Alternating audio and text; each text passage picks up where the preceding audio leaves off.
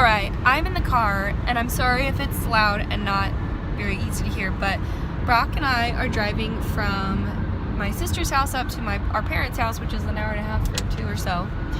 We've been talking about Best Year Ever, Michael Hyatt's Best Year Ever program. And we were talking about how you change when you have something, or like how do you help someone change when they may not see that they need to, or they may not want to. And I was thinking about back when like 2 years ago, when I first started Michael's Best Year Ever, I did not think that I deserved to be happy. I thought that I was just destined to be like this nobody, mediocre life, not do anything special or extraordinary. And like, I really believed that about myself. And I was thinking, like, what is it about me now? Because now I'm like very confident. I take care of myself. I have a lot of like self-care, self-love routines. I have the confidence to like go get on stage in Las Vegas at this conference and like talk about what I did, because I've been busting my butt to like work on my business and grow my business and my whatever. But like, there was a time for me when I wouldn't have done that. And I was thinking about what was that change that happened for me. And so that's why I wanted to make this video, because I thought that would be helpful if I shared the change. There were a few specific activities that I did that came from Michael's program that really made the difference for me. One of those things was to write down my limiting beliefs. Limiting beliefs are stories that you tell yourself that aren't true.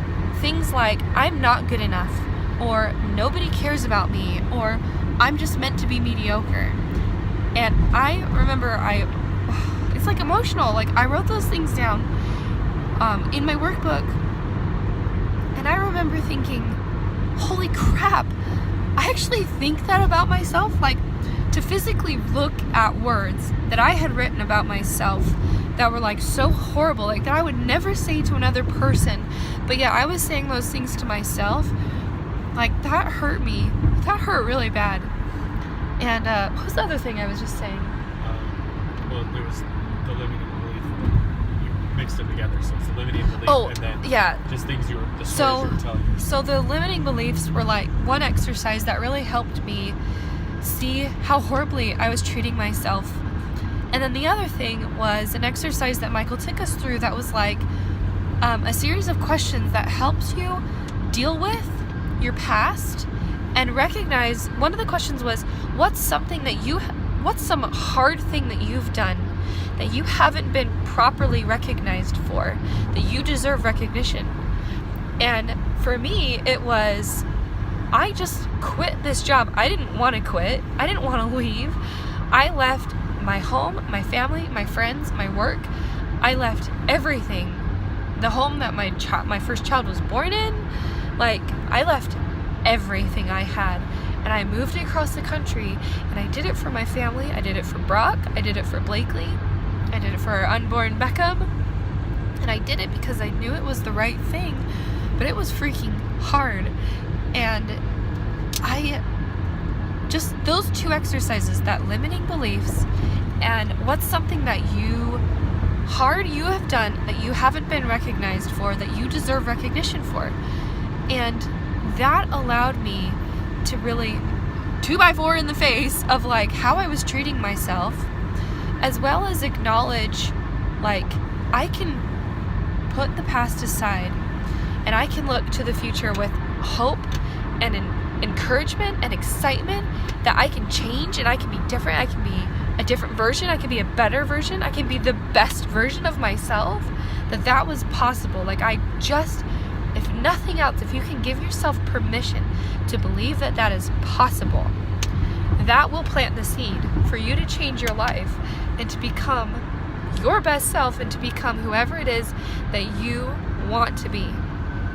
And so I just had to share that, because that seriously is the first domino that started this whole thing for me. 2-3 years later now?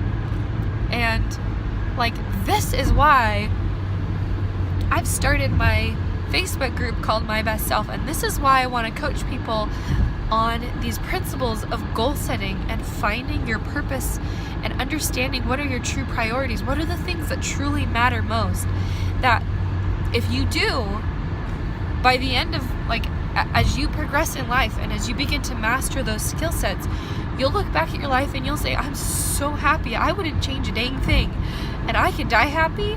I have no regrets. I'm so happy with the person that I'm becoming. I'm happy with my journey, because to me that's what it means to, like, live life and to just be a human and to be a person. So I hope something that I've said has helped you, and as you prepare for setting goals in 2018, and as you prepare for December and the holiday season, give yourself permission that you can have the most extraordinary December that you have ever had in your whole life, and that you can have the most amazing year, and you can set goals that you think are crazy. You straight up think you can't do them, but know that you can if you put your mind to it, and if you are committed and you give yourself permission to change who you are right now for who you know you want to be. So yes, with that, over and out.